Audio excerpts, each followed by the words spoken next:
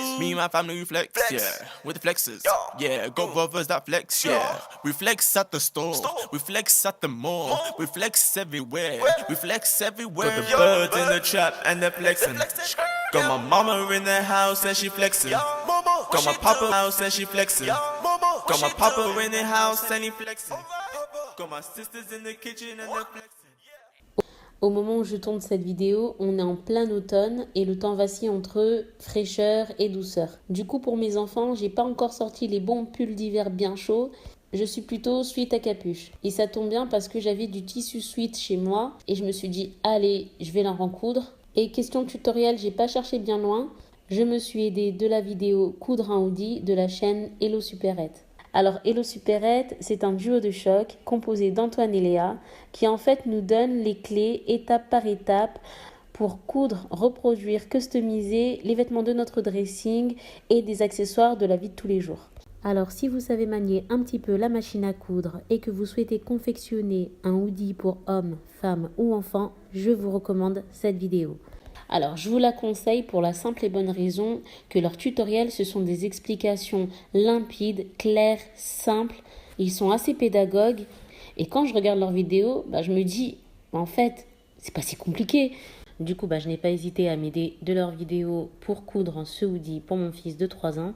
Alors, tout s'est très bien passé jusqu'à arriver à l'étape de la capuche. Et en fait, c'est pas trop de ma faute, c'est juste qu'ils ont fait une petite erreur. En fait, le repère pour la découpe de la capuche n'est pas la longueur de l'encolure divisée par 4, mais par 2. Alors pour moi, comme c'était ma première capuche, et j'ai trouvé que cette étape allait un peu vite pour moi. Mais rassurez-vous, dans un autre tutoriel vidéo, il s'agit de la vidéo coudre un sweat pour homme poche kangourou. Là pour le coup, c'est bien mieux expliqué, même si je l'ai su un peu trop tard. Sinon aussi pour la capuche, ils ont posé des œillets. Moi je n'en avais pas au diamètre correspondant à la cordelette. Du coup, système D, j'ai cousu 2 boutonnières. Pour confectionner ce hoodie, j'ai déniché le tissu sweat chez Toto. Alors moi j'aime bien Toto parce qu'en termes de rapport qualité-prix, pour une boutique, franchement c'est top.